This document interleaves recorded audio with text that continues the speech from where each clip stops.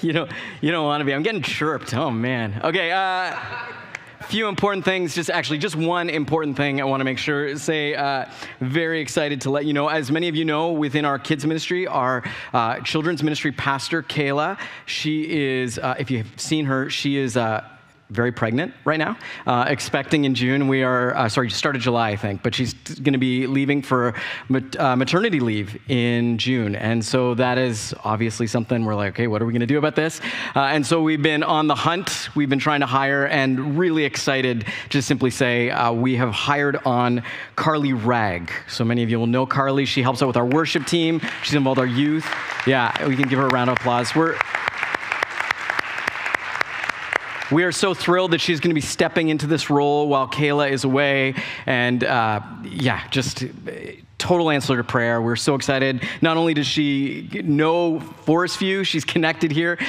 We just see the giftings that she has and just thrilled for what she's going to bring to our team and to helping us disciple our kids. So really good news. So please go and throw a congratulations her way, support for her. And I invite you individually, for us as a church, we want to be praying for her as she gets ready to step into that role as well. So, this morning we are going to be continuing our series called A Better Way. And we live with this deep conviction that there's a certain way in the world that we just sort of fall into, right?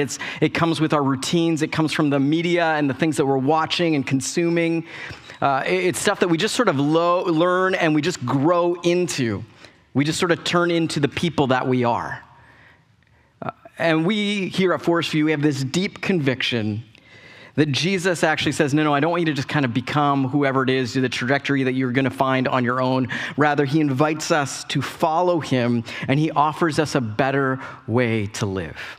He offers us an alternative way to live than the way that our world offers to us. And so throughout this series, we've been looking at some of the different ways of life that Jesus invites us into. And so we started with simply talking about the gracious calling that Jesus places on our lives.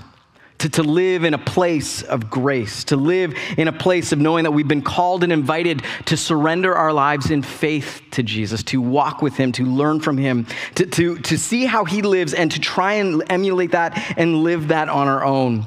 And he doesn't do this because we're awesome and excellent and amazing and because we're going to get it perfect. He invites us into this because he knows we're not going to figure this stuff out on our own, and yet he invites us to come and to follow him anyways. After that, we talked about disciplined freedom. How for many within our culture, we are constantly bombarded with this idea that we need to look within ourselves and to live out our desires and our wants and the things that come naturally and the feelings that we experience. And yet Jesus invites us to not look within for the best way to live, but rather to look to him for the best way to live. And that this isn't some constrictive way of living, rather it's a liberating way of living and seeing the world differently. And then last week, we talked about cynicism and the negativity that so many of us, we just live with in a culture where we are constantly let down by thing after thing, whether it's people, leaders, institutions, or simply just the various different things that we buy and fill our life with that have given us the promise, oh, this is going to fulfill you, or this is going to be the thing that you need in your life that's just going to make you feel complete. And it's easy for us to spiral into cynicism as we've experienced disappointment after disappointment and letdown after letdown. And yet what Jesus invites us into is something we would call prophetic hope. He invites us to tell the truth about the sin and the evil and the lies that our culture and our world is constantly telling us, and even the lies that we tell ourselves that originate out of the darkness in our own hearts. And he invites us to hold that up to the truth about who Jesus is and the future that Jesus promises and the work that Jesus is doing now in our lives and in our world. And we are invited into this thing called prophetic hope. Well, this morning, I've got another one for us, and this one is simply called humble allegiance. The better way that Jesus offers to you and to me, to us, both as individuals and even more significantly as a corporate community, he invites us into humble allegiance. And so we're going to talk about what that is this morning. I hope to flesh that out a little bit more and to look at it in more detail. But my hope is that as we talk about this and engage this, that this would be true about who we are, because it is true about the kind of life that Jesus lived. And it is the better way that one of the better ways that Jesus offers to us. But first, I want to talk about teams. This past week, something happened. I don't know if any of you were watching. There was a moment that may have been a disappointment for you. Some of you might have been cheering for it, but many of you will probably you either experience this or you know someone who experienced this. The other night, they had their heart ripped out of their chest and crushed and destroyed. I'm, of course, speaking to all of our Leaf fans in the room as they lost again. Talking about cynicism just before. The experience of disappointment, right? Teams, these people that we cheer for, we root for. There's all sorts of teams that we experience in life. I myself, I'm a big basketball fan. I'm grown up cheering for the Leafs, but I've got a calloused heart. I've learned to develop it over time. And so I cheer for them, but basketball is really more of the sport I love to watch.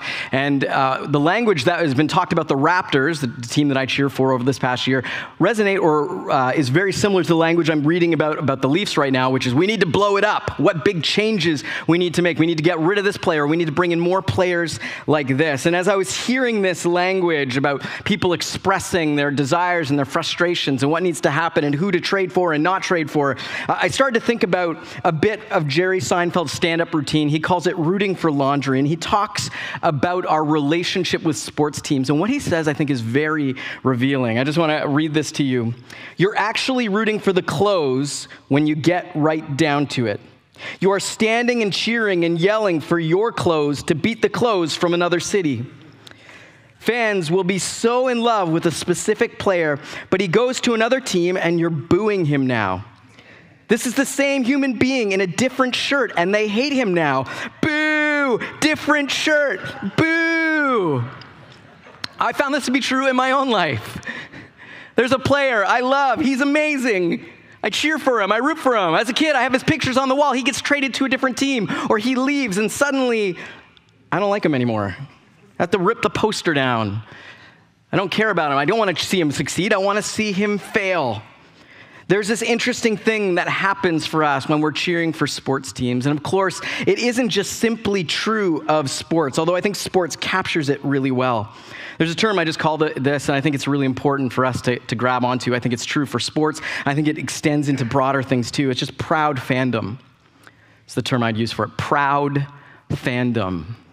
I was having a conversation with a friend of mine, and we were talking about both of us enjoy watching sports, enjoy kind of being up to date on what's going on in some of the sports conversations that are happening. And we were talking about a particular show that airs on television. We often watch it on YouTube. But it's a show that where two particular sports pundits, they go on together and they talk about the teams and they argue about what team is better and what should have happened. And the thing that's really interesting about when you watch this show, actually it's not really that interesting, but it's something that I know we started to notice and we started to discuss. We just said, it actually does not matter what happens in the games. Because on this particular show, you have one talking head and he loves this team and he loves this player. And then you have this other talking head who hates that team and hates that player. And it does not matter what happens in the game. If the team wins, the one person just simply talks about why that team is the best. And that person who hates the team, they just simply talk about why that team is still the worst. And vice versa.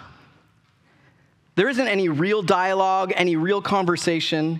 It is just simply two people talking past each other. One person who represents one team, one person who represents the other team. There's no room for nuance or real discussion.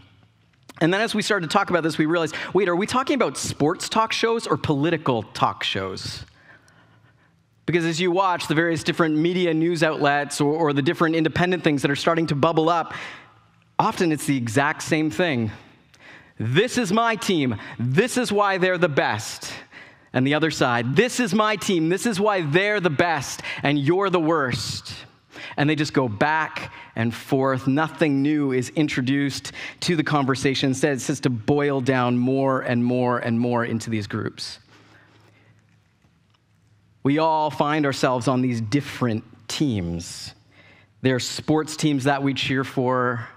There are political teams that we root for. There are ideological teams that we root for. There are certain philosophical ways that we live our lives, or that we values that we hold, that we root for, we live for. And I would say one of the things that we see start to happen within Proud Fandom is that we move from just simply being about admiration, liking something, it moves to being about our identity.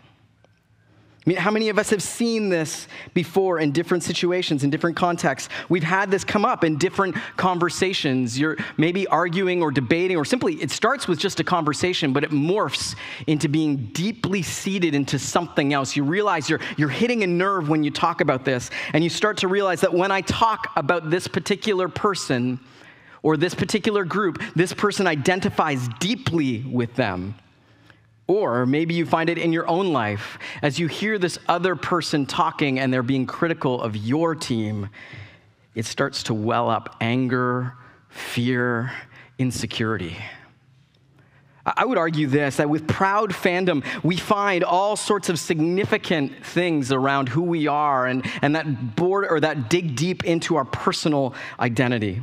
I just simply say this. I think that for many of us, and there's probably all sorts of sociological, psychological stuff that is way too complicated for me to fully grasp and understand, but I would say this, if we were to talk about Proud Fandom, I just want to simply bring it back to this. I think that Proud Fandom offers us a sense of belonging, of acceptance, of value and worth. And for many of us, Proud Fandom offers us significance. There's a quote from a theologian, author, writer named David Zahl.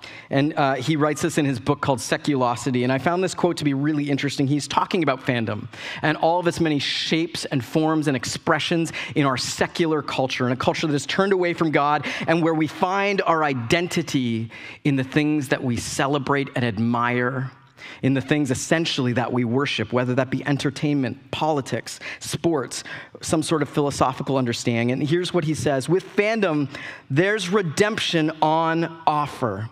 Now, he's contrasting this. He says we're in this very secular society that for many, there is no real understanding or belief in the transcendence, in life beyond death, and the divine being present and taking part in the creation.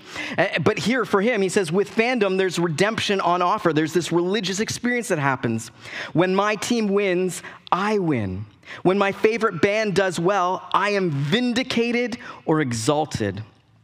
Call it vicarious atonement or imputed glory. It's all quite theological at the bottom. Now, those are two very dense theological terms. I don't want to dive into them too significantly. All that is simply to say is that Zahl here is drawing out the point that for many of us, when we talk about our teams, and when we start to get tied into identity, it is essentially filling a religious hole in our hearts. And it is speaking to needs and longings that are very deep, that go right into our spirit of who we are. I think that's why we get so worked up when someone challenges our team. Because it's not just simply an attack on the team, it's an attack on me and the deep values that I hold in my heart and what brings me worth and value. At the very heart of it, I think there is this idea that flows along with proud fandom is just simply this idea of significance, meaning. He used the word exaltation. It lifts me up. So when I'm on the right team, when I'm cheering for the winning team, when I identify and see myself as a part of it, it gets at the point of simply us being able to say in some way, shape, or form, I am better than you. And we see this in simple ways. I don't know if it's died down or if it's just become so commonplace we don't talk about it anymore. I think about 5, 6, 7 years ago, there was all sorts of stuff happening with the BeyHive. For those of you who don't know the BeyHive, it is the fans of the musician Beyonce. And essentially these fans, they would go onto social media, and anyone who said anything bad about Beyonce, whether it was a bad record review or whether it was some sort of rival artist who maybe took a jab at her, they would flood the social media with insults and saying terrible, terrible things and bee emojis. And this was their response. And you actually can go back, you can find a bunch of the posts that they're making, and they're saying terrible, horrible things just simply because they didn't like her newest album. And I don't know if this is still an issue specifically with the BeyHive, but I do know that it is specifically an issue within all of us and with our own hearts. And this idea of I am better than you is not just rooted in the teams that we cheer for on our sports teams or the philosophical ways of life, about raising our kids, about our politics. It channels itself into religion. And yes, for many of us, it even channels itself into our Christian faith. Because for some of us, rather than Christianity being a way of life, of following Jesus, it is a proud fandom. And with it, or a gravity that it pulls us in, is because when we believe that we are a Christian, we are essentially saying, I am better than you. And so how do we respond to this natural pull that so many of us have, that feeds these needs and wants and desires within our hearts, within our souls? How do we respond to proud fandom? Well, I offer to you this morning the idea of humble allegiance. There's 2 passages I want to look at this morning. I want to start just simply by giving a broad understanding about what humble allegiance is. And then what I want to do is focus in on the humble side of things, because I actually think we get the allegiance side pretty good. But I think we need to really take a look at what does it mean to be humble? And how do we as Christians walk in a way that is humble in the world of teams and the world fighting for significance, and a world that is constantly looking for the next thing that helps feed their own heart with the message that I am better than you. If you have a Bible, Romans 12. We're going to look at actually 1 and 2 and then 3, but I just got 1 to verse 3 on the screen here. Let me start with verse 1. This is the Apostle Paul writing to the church in Rome. This very non-Christian pagan culture. And there are all these people who are just kind of holding on for dear life, trying to live for Jesus in a world that is constantly sending them messages and constantly telling them to live differently, not unlike the world in which we live now. Verse 1, it says this, I appeal to you, therefore, brothers and sisters, by the mercies of God, to present your bodies as a living sacrifice, holy and acceptable to God, which is your spiritual worship. Do not be conformed to this world, but be transformed by the renewal of your mind, that by testing you may discern what is the will of God and what is good and acceptable and perfect. So let's stop there just for a second, because there's all sorts of allegiance words that we see caught up in there. The Apostle Paul is contrasting the way of the world to the way of Jesus. And he's saying, do not be conformed to the way of the world. Instead, be transformed. Live differently. Walk the way of Jesus instead of all the different voices and arguments that are coming at you and following them. Don't be conformed to it, but instead be transformed. Allow your mind to be changed, to see things differently. Test things. Is this in line with the way of Jesus? Or is this just simply me going with the way of the rest of the world? Paul's invitation to these Roman Christians is to follow the way of Jesus. And it is an invitation that is open to us now. It is a way of allegiance, of saying, I'm going to follow you no matter what. For many of us, when we hear language around allegiance, that word, it's not a word we hear a lot in our culture. It's something I think we hear a little bit more south of the border. There's the Pledge of Allegiance that they say every day. There's a certain kind of attitude that comes with it. But with it is this idea of loyalty, of surrender, that when you are allegiant to something, you are saying it is the most important thing. It is something that is worth sacrificing for. It is something that you are going to obey and follow. So this is the calling that Paul gives to the first Christians, and he gives to us today. The Spirit continues to speak to us and call us to today, to be people who are allegiant to the way of Jesus. And then Paul continues, and the next verse brings up an interesting picture. For by the grace given to me, I say to everyone among you, not to think of himself or herself more highly than he or she ought to think, but to think with sober judgment, each according to the measure of faith that God has assigned.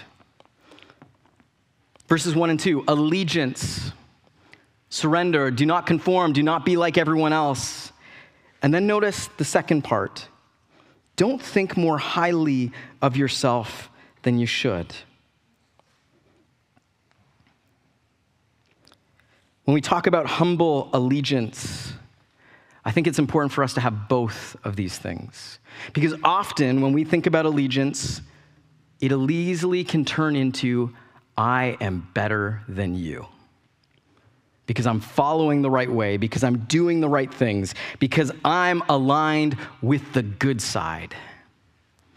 And while that is true for us in many ways as Christians, we are aligned with the way of Jesus. We've surrendered our lives and following him and not wanting to be conformed by the ways of this world, but being transformed and renewed in the way that we think and see and live. But that should not make us think higher of ourselves. Rather, that should bring us to a place of thinking rightly about ourselves. If you got a Bible, I want to invite you to go to Matthew chapter 23. Jesus, throughout his life, modeled humble allegiance to God. And if there was anyone who deserved to actually have a bit of an ego, if there was anyone who deserved to be getting all the praise and to be seeking it out, who honestly deserved it, it was Jesus. And yet he chose to live in a different sort of way. Not one where he was constantly seeking out praise and seeking out position and all those different things, but rather one who is constantly seeking out loving service and sacrifice to others. Jesus calls his followers to live differently. And here in Matthew chapter 23, he's speaking to his disciples, to his followers, and to a crowd of people who are listening to him.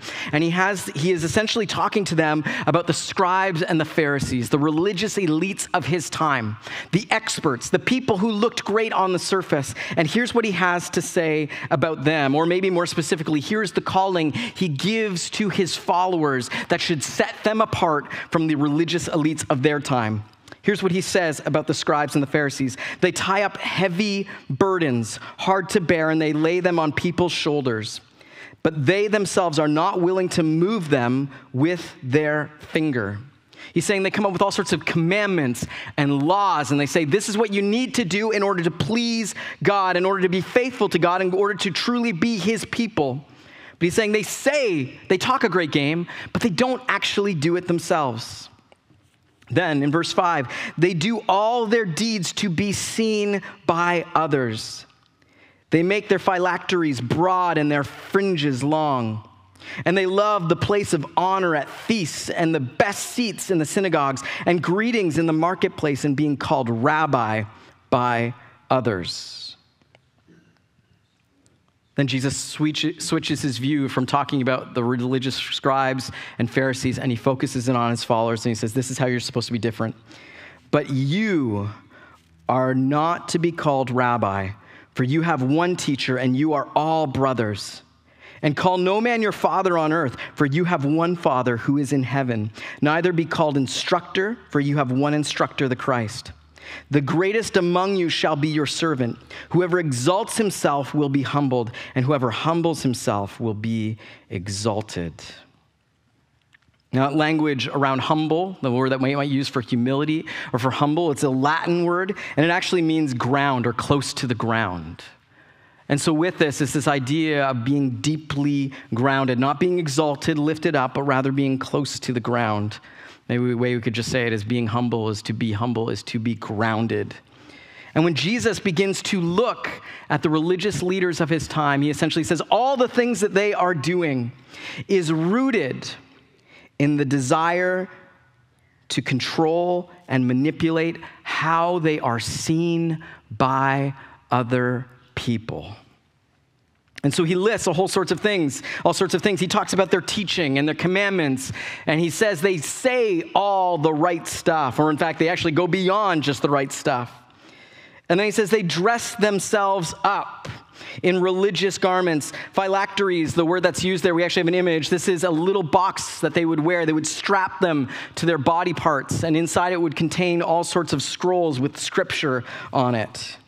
And it was this idea about just how spiritual they were. Look, they've got the bigger phylacteries than everyone else, and they've got these long fringes. And so when you could see them, it wasn't just about the things that they would say and teach, but it was something that they would wear. And so they did all these things that were being seen by others, whether it was the terms that they went by, the titles that they had, whether it was the clothing that they wear or the commandments that they would outwardly seem to be following. For them, it was about being seen by others. It was about the power that they were seen with, about the position that they were seen with, the titles that they were given. For them, it was about the outward stuff. It was decorations. Maybe we could just say it was laundry. It was about what team they are on. They wanted to be seen in that way. And this is still true of us today, right? For how many of us, it's about being seen by others. We love the titles. We love the positions of power. We're drawn to being seen in a way that elevates us above the other people. Maybe it's about the latest parenting book you've read, or maybe it's about being up on culture. Who knows the most shows, or maybe it's you're up on the most popular show, or maybe you're like totally the other way, which is like, oh, I'm so good, I don't even watch TV. We don't even own a TV. And you kind of wield it as this, look how great we are. And it ultimately keeps coming back to that simple question of being seen by others. And this can even happen with our own Christian journeys, our own Christian walks, because instead of it being about us living in service to Jesus and about knowing him and walking with him and being changed and transformed by him, rather it becomes about the ways in which Jesus elevates our position with other people. I just think of this phrase, I gave my heart to Jesus. And it's a phrase that we often use to describe the experience of submitting our life in faith and surrendering our life to Jesus, wanting to follow him. And so when we say heart, we're not talking about like the boom thing. That we're talking about our desires, our wants, the deepest part of who we are. And so when people say that I gave my heart to Jesus, for some of us when we say this, I want to ask the question, what I want people to focus on. And so for some of us who come to Jesus, come to Christianity with a proud fandom perspective, the I'm better than you, the focus for us is, when I gave my heart to Jesus, is the I. Some of us maybe have heard testimonies or people talk about their religious faith, but really it's about how good they are. Look at what a good person they are now. Look at all the spiritual practices that they're participating in, or the religious books that they're reading, or the scripture that they have memorized, or just how abandoned they are in worship. And the focus is the I part. That's what proud fandom can so easily call us into. What do I want people to focus on? I want them to focus on me. And Jesus, Christianity becomes a tool for feeding that hole in our own hearts. Rather, for those of us, the way of Jesus, who want to follow the way of Jesus, the way of Christianity, if we were to say I gave my heart to Jesus, is if we look at it from the humble allegiance perspective, the focus, what we want people to see is not us, we want them to see Jesus. When we share our stories, when we lose ourselves in worship, when we study and memorize scripture, when we read books or whatever it might be, engage in spiritual practices, which are awesome and important and really good to do. But the point is not that people would look at us, rather that we would constantly be pointing people to Jesus. Even as we do a series called A Better Way, I think it's important for us just simply to name how important this is. That the better way is not, oh, we're so smart, look at us, we're different. Rather, the better way is this gracious calling from Jesus to follow him and to walk with him. And the better way is one of us constantly pointing not to ourselves and how great we are, but rather realizing we are sinners saved by the grace of Jesus and invited into a way of life that we never would have discovered on our own. And as we point people to Jesus, we don't have to be terrified about the ways in which we will sometimes fail and make mistakes. because it's not about us, it's about Jesus. Scottish theologian John Bailey, he writes this: humility is the averse side of confidence in God, whereas pride is the averse side of confidence in self. Humility is not thinking that you're awful, terrible, bad, wicked, evil all the time. Humility is rather about us having our confidence in God and knowing that, yes, we are sinners, but that we are invited into the way of Jesus, not by any achievement of our own, whether that be intellectual or moral or behavioral, but rather because of God's grace and mercy. It's not about us. And as we continually come to Jesus and focus on him, we begin to cultivate in our lives a habit of humility. I love the way that C.S. Lewis puts it in his book, Mere Christianity. He brilliantly just writes this, talking about what it might be to meet a really humble man. Do not imagine if you meet a really humble man, he will not be what most people call humble nowadays. He will not be a sort of greasy, smarmy person who is always telling you that, of course, he is a nobody. Now, I think a lot of the time we think that this is what humility is. It's the people who deflect every single compliment, who are constantly putting themselves down in front of other people. But that's not what humility is. Here's what C.S. Lewis continues. Probably you will think about him is that he seemed a cheerful, intelligent chap who took a real interest in what you said to him. If you do dislike him, it will be because you feel a little envious of seeing anyone who seems to enjoy life so easily. He will not be thinking about humility. He will not be thinking about himself at all. The focus of us as we seek out to become people who live in humility, who are humble like Jesus, is that we're not focused on being humble, is that maybe the place for us to start is to focus on Jesus and what Jesus has done for us, how he's saved us and changed us and transformed our lives. It's about being grounded in his grace and in his love and not needing our actions or whatever team we want to identify ourselves as being a part of as being the most important and significant thing about who we are. And here's the thing that is amazing about when we are truly grounded. When we are truly grounded, when we are deeply rooted in the way of Jesus, when we are experiencing humility as it's meant to be, not in a self-deprecating way, but rather in a way that is just deeply connected to who Jesus is and the truth that he says about us, we don't need to be exalted in the eyes of others. Instead, we are free to lift others up, to express their value and worth, to praise them, not because we're hoping that we will get the compliment back or the praise back, but because we can be confident in who we are because what Christ has done instead of what we have done or what team we identify with. For us in the church, to be grounded is to be able to serve and minister to one another. It is to be able to engage in different tasks and to never be forced to ask the question, this, or to be with the phrase, this is below me.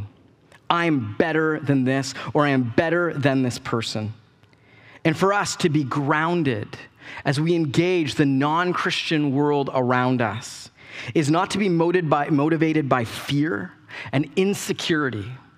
It is not to be worried about people being critical of us and of our convictions and our beliefs, but rather to be confident in who Jesus is and what Jesus has done.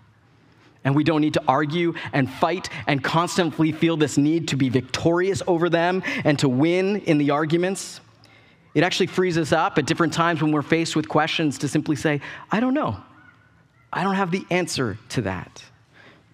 We can be humble because we are grounded in what Jesus has done and what Jesus is doing and what Jesus will do, rather than our own abilities and how other people see us and perceive us. There is a way of living where we are constantly paying attention to what other people think and say about us. There is incredible power in feeling like we are a part of the team that wins. It can speak to our core identity. But all of these things will only ever puff us up and lead us to a place where we are constantly thinking to ourselves, I am better than them. And the way of Jesus is a call to humble allegiance, not one that is rooted in me being right, and that makes me better, but rather in what Jesus has done, and I can trust in what he's done and what he's doing. As we transition to taking communion together, there is a resource that I want to share with you. And it's something that I've become familiar with in the last little while, and I think it's a worthwhile tool to look at. And I want to walk us through it as we prepare to come to the communion table this morning. Because if you're anything like me, when you come to the communion table this morning, you're dealing with all sorts of proud fandom. You're wrestling with that question, I am better than this person. Our family is better than this family. Our church is better than that church. And all of these things, all these ways of thinking are completely counter to the way of Jesus. And so there is essentially kind of this responsive reading that I want to invite you into this morning. And I'll read the text that's in white. I invite you to read the text that is in yellow. And it's simply called the Litany of Humility. And it's essentially accredited to a Catholic priest whose name was Raphael Mary del Val. And he lived in the late 1800s, early 1900s. And I think it has some powerful things. This has been tweaked a little bit just to use language that might connect a little bit more with us and with our culture and the moments that we live with day in and day out. But if this is valuable to you, I might invite you to just simply pray through this prayer. You can find it online, and you can just simply work through it yourself in your mornings or in your end of your days, or maybe it's midway through your day, and you're just going, Jesus, I want to be more humble. Help me to be more humble. How do I not make my life about being seen by other people and worrying about being on the right team, but instead to focus on you? And so my invitation for you is, would you join me in this? And what I want to do is take a little bit of time after each slide and just to pray through the things that are on there or the things that we just responded to. So let's do this together. Oh, Jesus, meek and humble of heart, hear our prayer. Jesus, deliver us from the desire of being applauded, from the desire of being praised, from the desire of being put on a pedestal, from the desire of simply being desired. Jesus, deliver us from the desire of being wanted, from the desire of being preferred, from the desire of being needed, from the desire of being consulted. Jesus, deliver us from the fear of being humiliated, from the fear of being despised, from the fear of suffering insults, from the fear of being made fun of. Jesus, deliver us.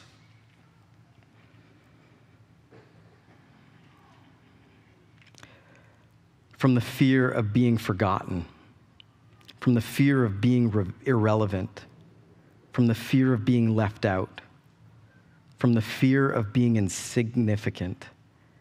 Jesus, deliver us. That others may be loved more than I, that others may be esteemed more than I. Jesus, grant us the grace to desire it.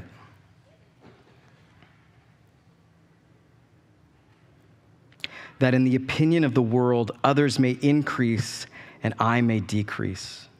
That in the opinion of the world, others may be chosen and I set aside. Jesus, grant us the grace to desire it.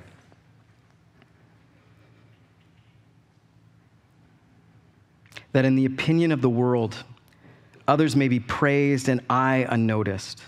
That in the opinion of the world, others may be preferred to me in everything. Jesus, grant us the grace to desire it. That others may become holier than I, provided that I may become as holy as I should. Jesus, grant us the grace to desire it. In Philippians 2, verses 3 to 11, the Apostle Paul writes this to the Christians in the church in Philippi, and I believe it is still true for us today. Do nothing from selfish ambition or conceit, but in humility count others more significant than yourselves. Let each of you look not only to his own interests, but also to the interests of others. Have this mind among yourselves, which is yours in Christ Jesus, who, though he was in the form of God, did not count equality with God a thing to be grasped, but emptied himself by taking the form of a servant, being born in the likeness of men, and being found in human form, he humbled himself by becoming obedient to the point of death, even death on a cross. Therefore, God has highly exalted him and bestowed on him the name that is above every name, so that the name of Jesus every knee should bow in heaven and on earth and under the earth, and every tongue confess that Jesus Christ is Lord, to the glory of God the Father. Amen. The invitation as you come to the communion table this morning is to come in humility. It's in fact, this very act that we are taking part in is not just simply a remembering of what Christ has done, but it is also a remembering of our need for him, our desperate need for him, that we cannot save ourselves. And that no team that this world offers for us to identify with will save us. That is something that only comes through Jesus, through his forgiveness and the gift of new life that comes in him. And so the invitation as you come to receive communion this morning is to come in humility and to receive. Some logistics. We invite you to come forward down the center aisles, to head back the back aisles. We have 2 stations at the back and 2 stations at the front. Go to whatever station is the most convenient, whether it be location, whether it be the size of the line that's there. And as you come up, we do have cups that are gluten-free. So those are the little ones in the center that are already pre-packaged. And so we'd invite you to use those if that is ideal for you. I want to invite the worship team to come up. We're going to take some time to be quiet. As the team plays, when you feel ready, I invite you to come and receive communion. Please hold on to it, take it back to your seat, and we will eat and drink together.